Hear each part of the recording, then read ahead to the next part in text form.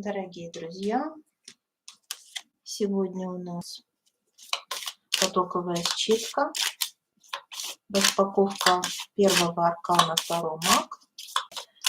Смотрим, что это за энергия, ее карма, ресурс и миссия, коды пятой мерности.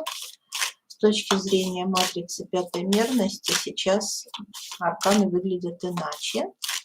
Энергии трансформируются, поэтому необходимо нам вывести на сознание энергии первого аркана Маг, как они выглядят в данный момент. Я настраиваюсь. Буду благодарна, если вы меня поддержите в эфире энергетически, лайками, комментариями.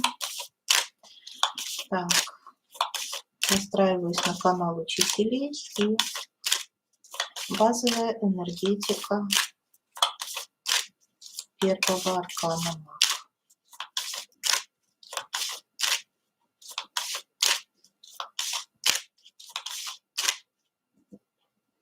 Несущая частота первого аркана.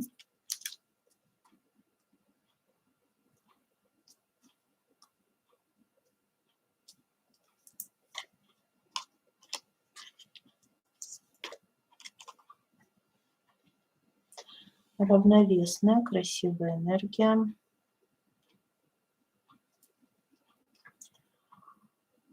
Да, здесь инициация трансформации материи путем воздействия на нее собственной волей и сознанием. Это ожидаемо. И вообще здесь умение понимания законов алхимии, то есть что во что переходит, какая энергия в какую переходит, работа в равновесном хресте стихий. Маг обладает способностью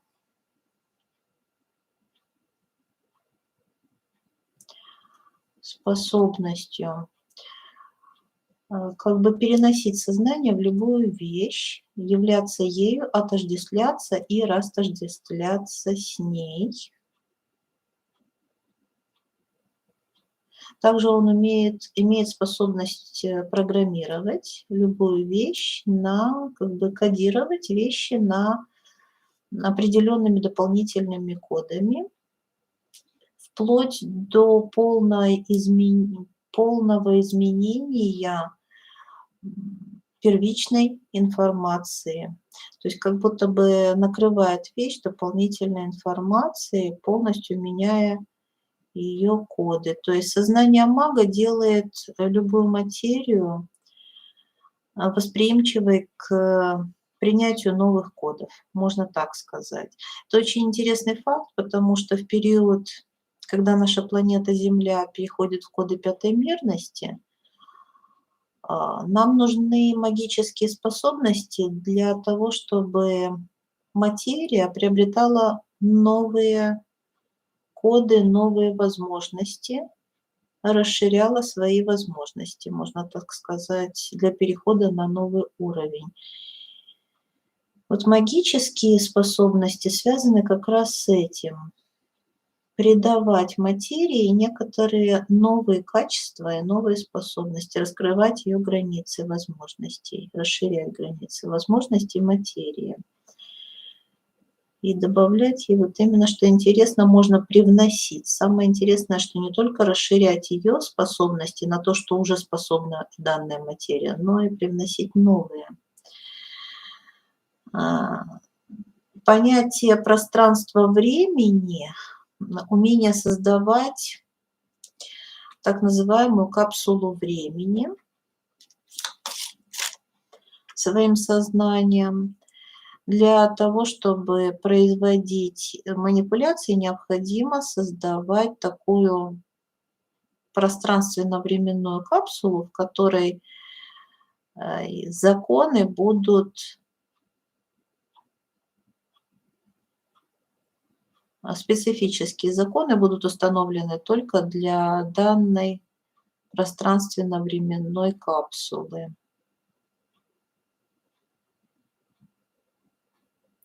Самое главное, что интересно, здесь энергия мага, она умеет, понимает, осознает и умеет полностью воссоздать весь процесс трансформации материи и создания некой вещи, допустим, от начала до конца. То есть это некое универсальное сознание,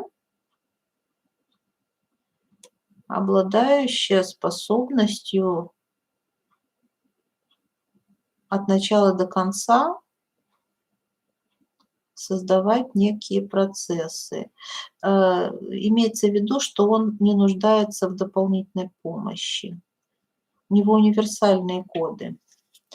И он может своим сознанием переходить в любую стихию. То есть работа со стихиями здесь подразумевает, что он может двигаться по кресту стихий.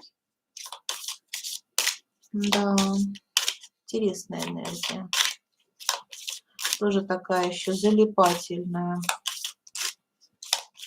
Но прежде всего здесь практики, практики, практики, практики. То есть тут интересно все, что можно попробовать. И интересна сама трансформация материи.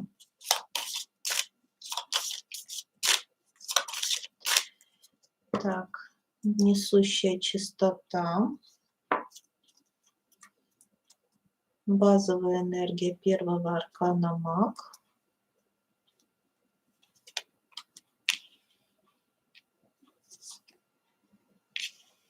Тоже похоже. Все то же самое.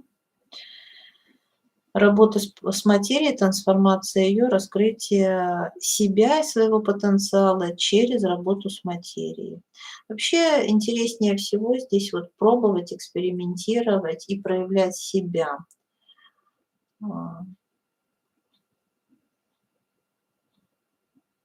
Расширять даже, можно сказать, накапливать свой потенциал. Тут еще знаете, какая информация? Здесь владение своим телом еще уникальное, собственным телом и духом. То есть маг может трансформировать сам себя. Вот это тоже интересно. Не только внешнюю материю, но и внутреннюю.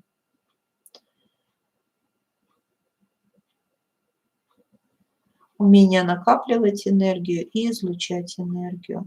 У него в равновесии мужские и женские энергии у мага. И он включает ту или иную энергетику в зависимости от задачи.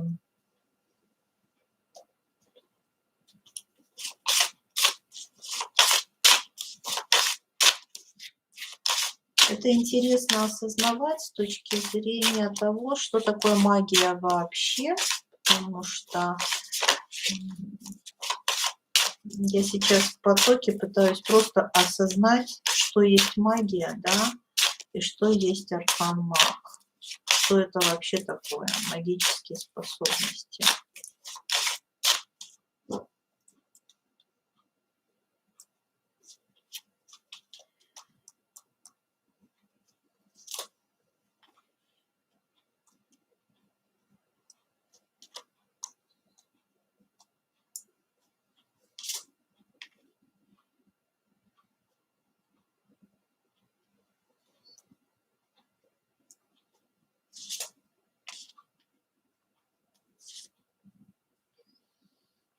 Ну вот здесь все. Я сказала, здесь просто полная иллюстрация моего рассказа. Здесь как раз про то, что у мага гармонично сочетаются все аспекты, и в зависимости от задачи он работает с материей. Причем он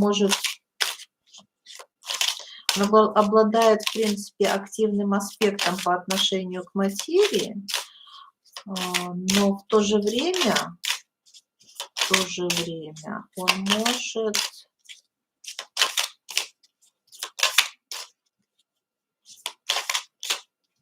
да, здесь вот знаете про какое-то, ну я бы сказала, здесь в этом есть что-то некое, сейчас объясню.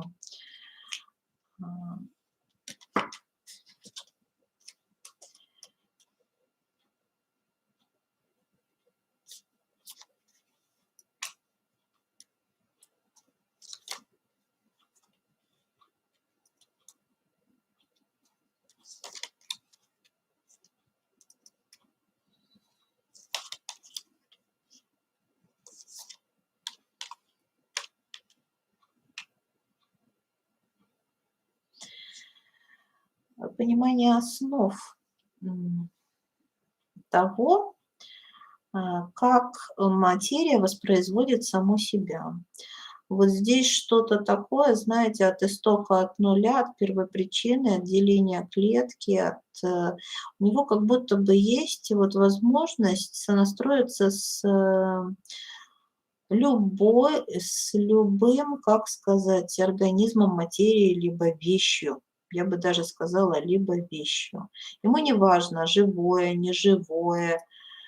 Вот здесь вопрос того, что у него мимикрия сознания очень мощная, то есть он может как входить в какую-то вещь, так и выходить из нее, трансформировать ее изнутри и внешне, воздействовать на нее. Я здесь вижу какой-то распад на атомы, на молекулы, на понимание того, что он видит очень глубоко. Его интересует, короче говоря, все разобрать, все разложить на какие-то основы и в конечном счете овладеть вот этой наукой, как материя порождает саму себя. Вот это самое интересное, наверное, для мага, я бы так сказала. У него не существует рамок, вот знаете, у него нет границ, нет лимитов. Это очень любопытное такое создание, которое идет, ну, скажем, за пределы того, что могут позволить себе другие люди. Да ему и позволено.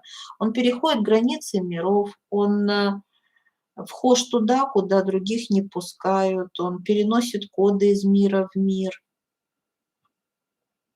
Ну, всё что угодно. Тут такая пластика какая-то пошла.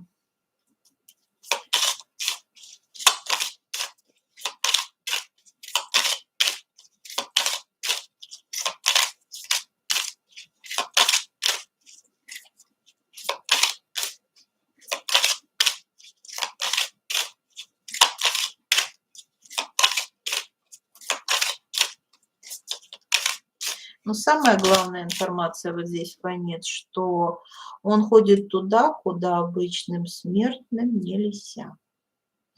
За какие-то пределы, за какие-то границы.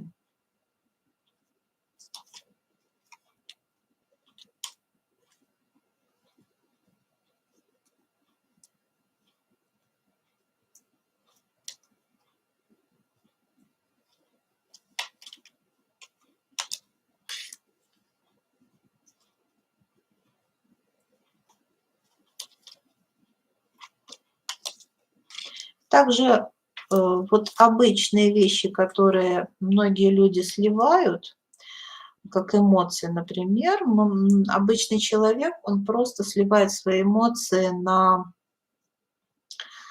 все что угодно, на общение, разговоры, там, на ссоры, конфликты, на что-то еще. У обычного человека всегда включена какая-то бетономешалка в голове, и тоже идет слив энергетический. У мага есть понимание, что все это есть энергия, и всё это ему пригодится для магии. На такие вещи обычные люди не обращают внимания.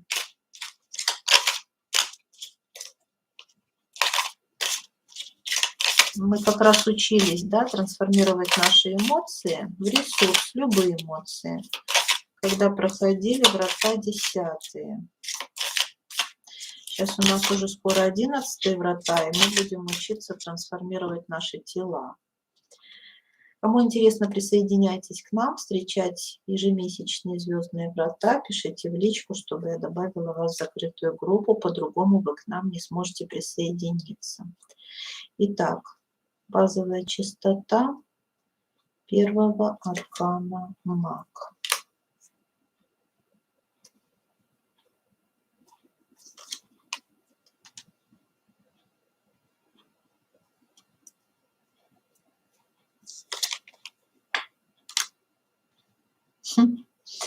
Интересно, что я говорю, а потом это все показывается.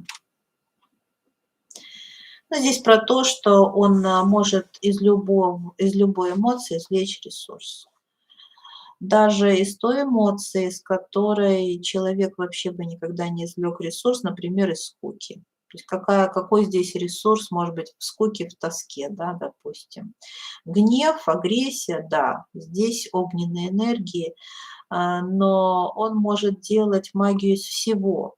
Он может накапливать, например, в состоянии определенном он накапливает энергию, в определенных состояниях он ее использует, но никогда ни одно состояние у него не происходит просто так. То есть магия – это образ жизни, это умение накапливать тогда, когда у тебя есть эта возможность, и умение воплощать это в жизнь тогда, когда это необходимо. То есть всегда вот такое вот сознание вдох и выдох, вдох и выдох. И умение отождествиться с любой вещью, с любой энергией, стать ею. Вот здесь про то, чтобы стать чем-то, чтобы управлять, нужно этим стать. То есть он как будто бы сливается, он как будто бы в это входит и становится чем-то. Здесь очень уникальное, знаете, соединение мужского и женского. То есть не чисто женские и не чисто мужские энергии. Как будто бы слиться и стать этим по-женски, да, и начать управлять и двигать туда, куда тебе необходимо, перехватывать инициативу. Но это такие вот интересные, знаете, это все пока я вижу как на уровне энергий. То есть я не могу вам сказать еще пока там прикладно, да, что это. Это можно, то есть это как принцип магии я описываю. Что такое магия и что такое аркан-маг. Я пытаюсь вам энергетически это передать. И если вы сейчас поймаете этот поток, то магия войдет в вас, вы примете этот код, и он в вас распакуется и откроется. Это пока такие абстрактные понятия на уровне какой-то энергии, невербальные такие коды мне идут, я их пытаюсь энергетически вам передавать. Вообще загадочная энергия, и хочу сказать, что аркан-маг, он довольно редкий в матрицах, индивидуальных матрицах, которых я уже много строила. Очень мало людей с первым арканом маг я встречала.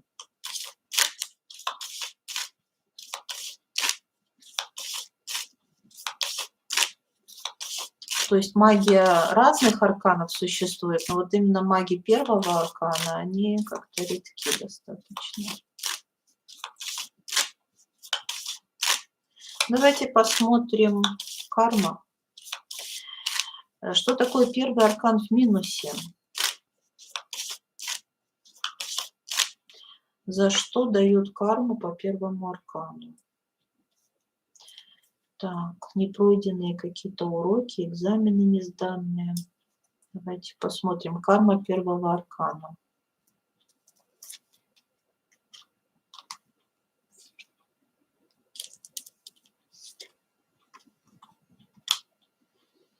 Ну, ожидаемо, в принципе. Это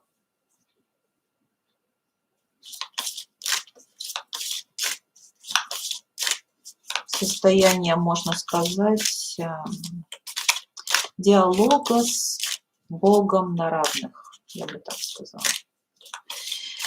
Также здесь может быть передача тайн, каких-то сакральных знаний, как бы слив информации, вот здесь такая идет история. Но мы знаем, что есть некоторая информация, которую нельзя разглашать. И здесь вот еще искажение может быть. Например, да, здесь вот смотрите, распространение каких-то скрытых сакральных знаний, использование, допустим, сакральных знаний в своем эгоистическом, да, аспекте, в том, что я хочу, в своих интересах. И также вот очень тут фонит либо слив информации от высших сил, которая была дана только тебе, и только, ну, как бы люди, неподготовленные сознания, не должны это знать. Вот тут что-то про неподготовленные сознания, про то, что информация может нанести какой-то ущерб. Всему свое время. Вот маг должен это знать. И вообще, как будто бы эти знания, которыми обладает маг, это реально трансформационные знания, и здесь за это могут просто лишить канала, лишить силы. Ну, тут, значит, эго, слив информации, использование в своем. И какие-то искажения идут, вот искажение этой информации еще идет.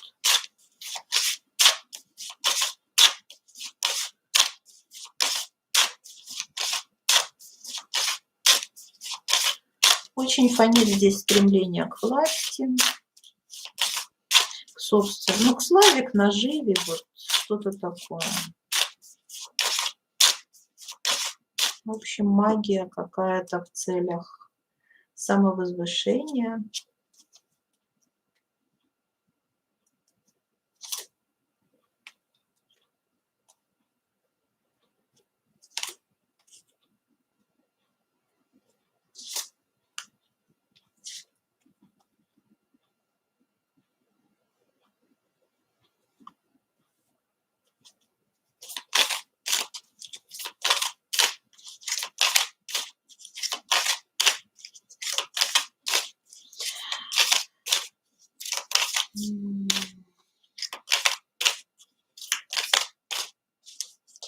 Здесь идет информация, что с магов спрашивается довольно жестко. То есть, если они делают что-то неосознанно, вообще любые вещи, которые они делают неосознанно,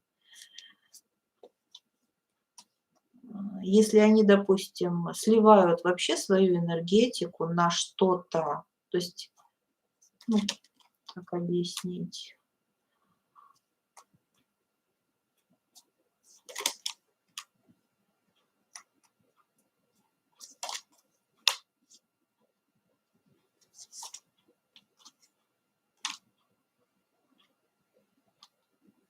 Да, тут какой-то слив энергетический. То есть, знаете, жизнь мага, она не может быть такой, знаете, обыкновенной, бытовой абсолютно.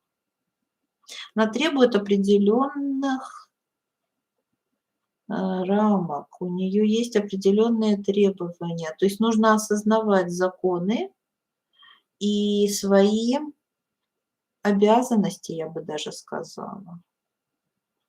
То есть ты не можешь просто вот жить, ты не можешь любить, ходить на работу. Здесь вот что-то про это. Здесь твоя жизнь, она освещена какой-то особой миссией, если ты не понимаешь, не осознаешь.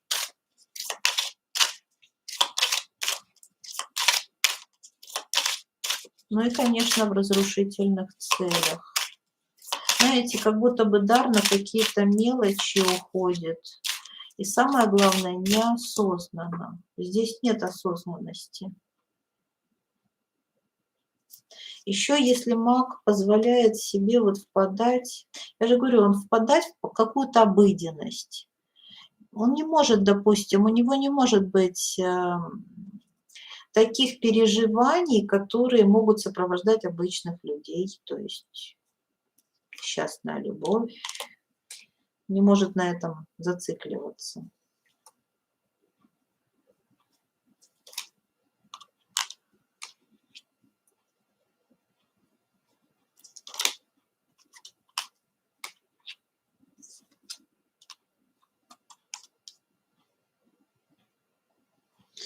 Нет, какие-то пустота, вы знаете, вот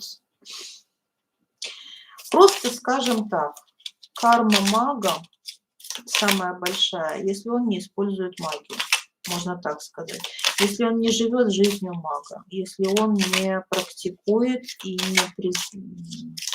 не позволяет дару управлять как бы его реальностью. То есть здесь нельзя Здесь страх перемен. Знаете, вот некоторые люди блокируют свои способности, они предпочитают оставаться там, где они есть, у них нет желания менять свою жизнь, им кажется, что магические способности сильно изменят их жизнь.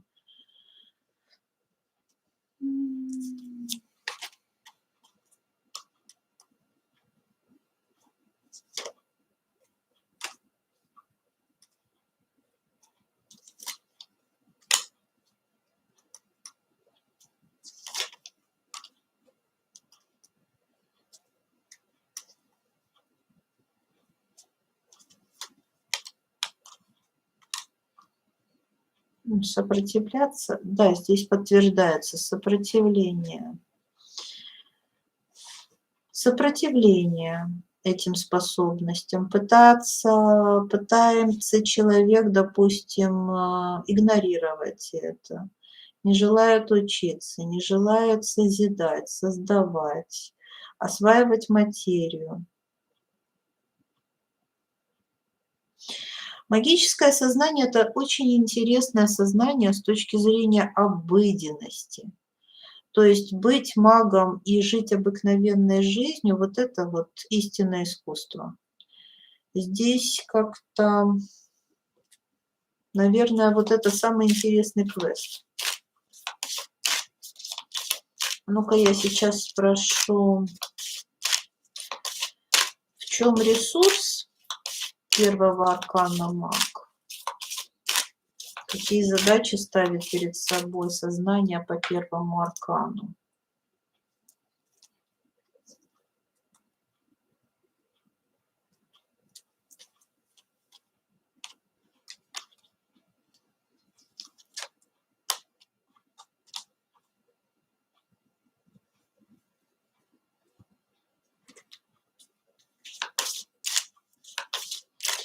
Вот как раз смотрите, когда идет дисбаланс энергетический, когда есть какие-то энергетические перекосы, когда у человека, допустим, он уходит в какие-то энергии слишком много, для мага ведь важен очень баланс. У него должно быть ни мужское, ни женское, у него должна быть свобода воли, выбора, перемещения по стихиям.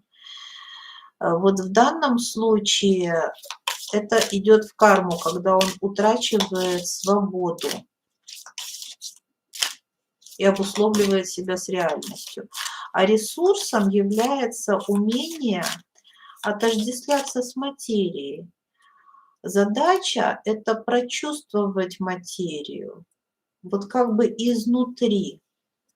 Мощная такая, здесь очень сильная эмпатия у мага. Вот это его очень мощный ресурс. Вот смотрите, умение вживаться в материю и наоборот применять, видите, волевые такие моменты. Вот повторяется информация. Ресурс – это баланс. Это баланс мужского и женского аспекта. Это умение войти, слиться и выйти, растождествиться. Вот она магия. Войти и выйти, войти и выйти. Не залипать на эмоциях. В то же время обладать чувственностью достаточной для того, чтобы чувствовать глубоко. То есть магическое сознание, оно какое-то очень уж универсальное. Здесь как это объяснить? Я даже вот словами, то есть представьте себе, что есть способность, не отрицая чувств, не отрицая материи, эмоций, каких-то глубоких переживаний, обладать также способностью очень критического мышления, структурного мышления, мощным волевым импульсом, харизмой и всем сразу. То есть я даже не представляю. Он может быть на внешнем плане няшка такая, вкусняшка, и очень мужественный внутри. И наоборот.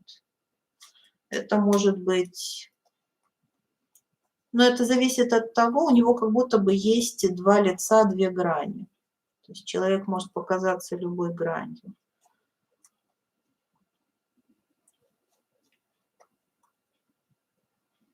но и мощно, конечно, перестраивает материю. Он ею управляет.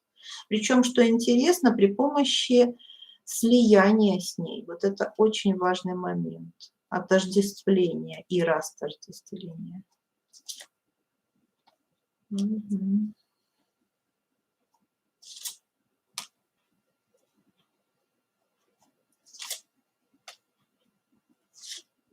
Ну, вы видите, тайное прямо управление.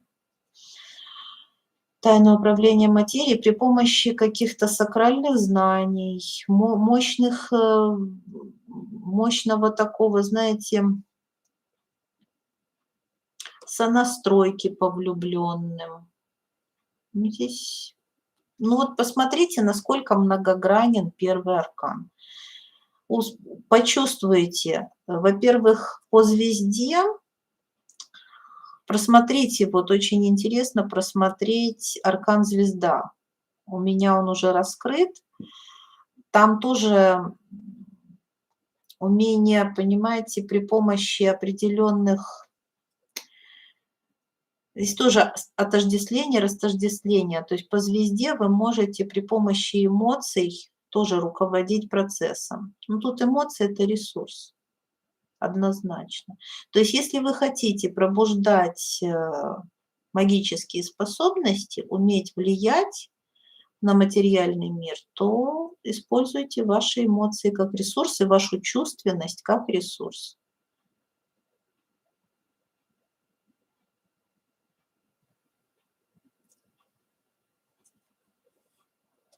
Но те, кто готов, я думаю, уже усвоили. А для остальных, скорее всего, я говорю загадками.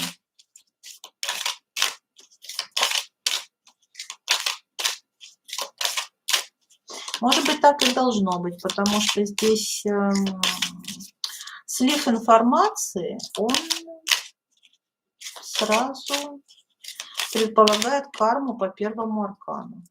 То есть, наверное, мне поэтому так первый аркан подают сегодня довольно завуалированно.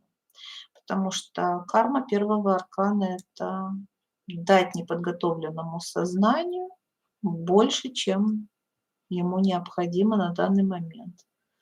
Вот сейчас я понимаю, почему у меня не льется, не струится. Возможно, предполагается, что не все готовы. Я просто в потоке, я доверяю. Идем дальше. Ресурс.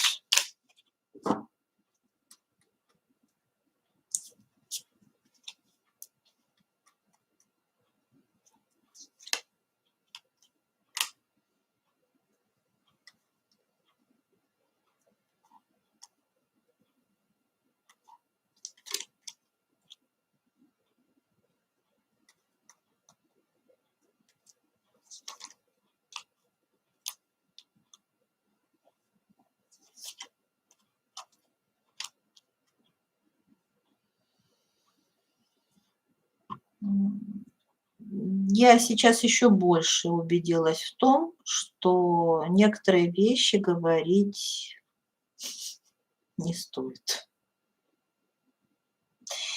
И еще раз скажу, что управление материей при помощи мысли, здесь и сплошные мечи, и использование эмоций как ресурс.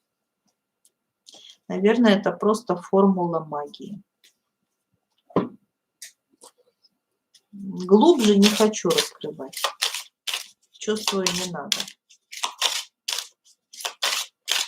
А вообще этот расклад обладает такой интересной характеристикой, что если вы досмотрите его до конца и не помрете со скуки, то возможно, если вы готовы, то в перспективе эти коды раскроются у вас.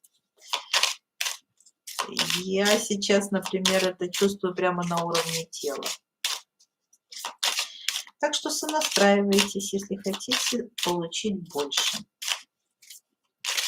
Так, смотрим дальше. Ресурс по первому аркану маг.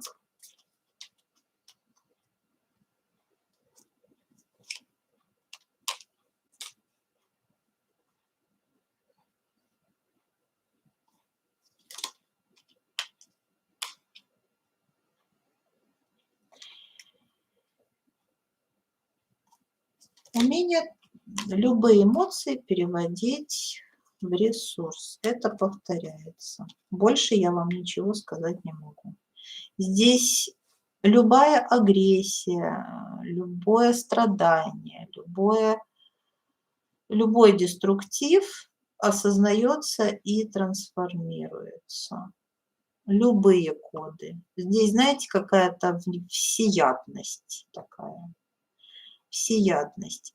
То есть мага нельзя ослабить, мага можно сделать только сильнее. То есть что бы вы ни делали, это идет на пользу магу. Магу нельзя навредить, поскольку он все использует и трансформирует в энергию.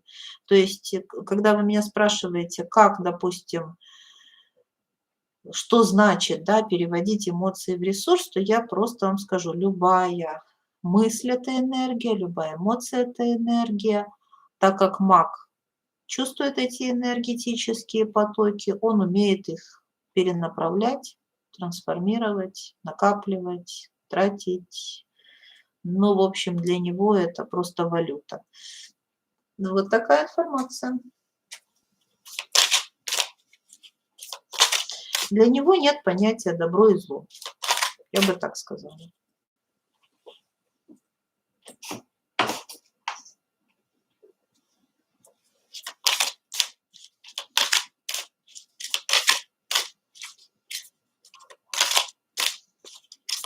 Здесь настолько какая-то, знаете, единство жизни, смерти, мужского и женского, добра и зла, счастья, любви, гармонии. Ну, не знаю, какое-то всеобъемлющее состояние.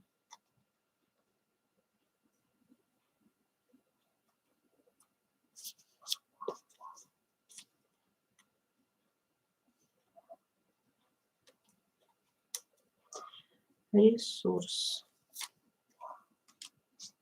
Ресурс гнев.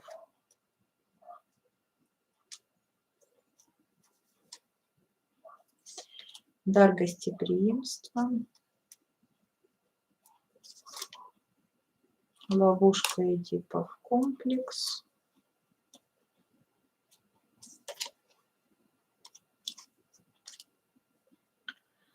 И дар приятный сюрприз.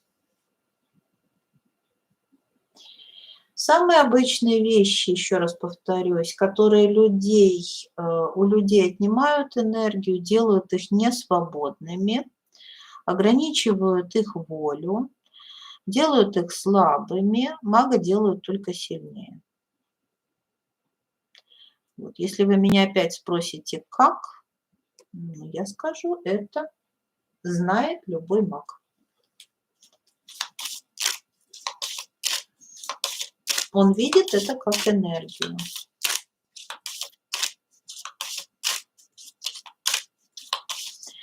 Коды пятой мерности мне даже как-то по магу, они уже пятой мерности, честно говоря. Так, ну давайте, магия пятой мерности, коды пятой мерности. Что это?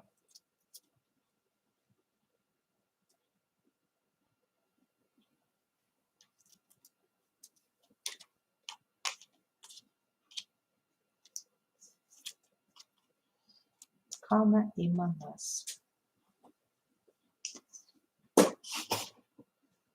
Как я уже и сказала, в принципе, базовая энергия была дана. Вот здесь, можно сказать, чистая магия. То есть умение настолько пластично, то есть здесь магия доведена просто до совершенства, я бы так сказала. Маг и материя – это единое целое. Здесь какая-то одухотворенная материя, овеществленная магия, я не знаю. Здесь настолько здесь все подвержено магии, то есть магия пятой мерности, она какая-то безграничная. У нее нет лимитов, нет пределов. Здесь все управляется только сознанием. Только сознанием. У материи как-то вот все законы перестраиваются на ходу. по необходимости. Я бы даже сказала, что пятая мерность и магия — это что-то такое совсем общее. Оно доведено до какого-то состояния, мы так живем. На внутреннем плане так происходит, это закон.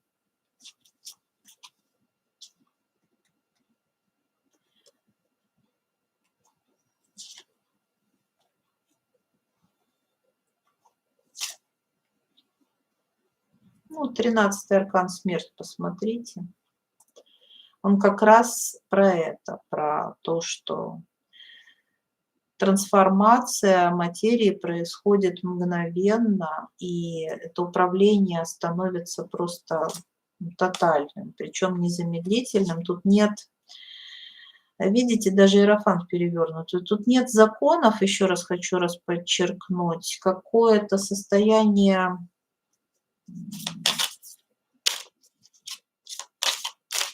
пятой мерности, слово магия — это основа жизни, можно так сказать, основа существования.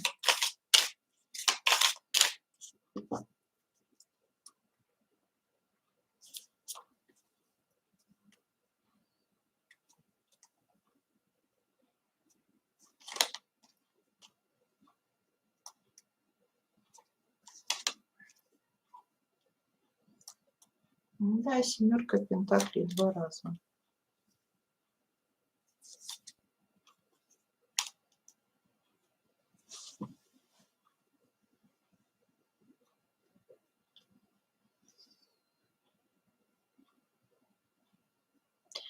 Гораздо большему количеству людей подвластна магия, хотя у меня все равно нет ощущения, что тотально в пятой мерности абсолютно все маги. Просто это становится, скажем, более доступно большинству и не является таким уже, знаете, прям настолько закрытым знанием. Однако, я бы не сказала, что все сплошь и рядом становятся магами.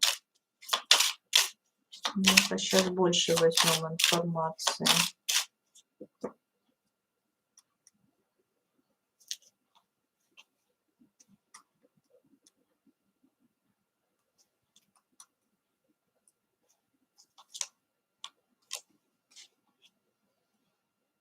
Это больше похоже на какое-то подразделение, которое, ну, вот как бы границы мира, да, вот контроль, да. Это больше как подразделение магов, которые что-то про законы, про границы мира. Вот контроль тоже четвертое. Посмотрите. Магия, она как бы держит границы мира. Вот она как бы создает некий такой закон. Вот вспомните, как у нас было в начале, что даже в третьей мерности маг умеет создавать некую пространственно-временную капсулу. Вот здесь то же самое. В пятой мерности, пятая мерность создана магическими способностями, скажем так. Она сама создана сознанием, сознательно и осознанно. И пятая мерность поддерживается сознаниями вот таких подготовленных людей. Поэтому я не чувствую, что здесь тотально все включены в этот процесс, но есть люди, которые, ну вот как прям несут свою службу, у них это прям долг. Они контролируют, чтобы все было как-то на своих местах. И больше это похоже на что это похоже? Не знаю, это больше всего похоже на обыкновенную их работу ежедневную. Трудно сейчас нам судить, что такое пятая мерность, но у меня есть уже видео про пятую мерность, можете посмотреть. Но хотелось бы вот больше понять. Вы еще можете писать свои вопросы о том, что вы хотели бы узнать о пятой мерности. Я сделаю еще видео на эту тему, а пока пересмотрите то, что есть.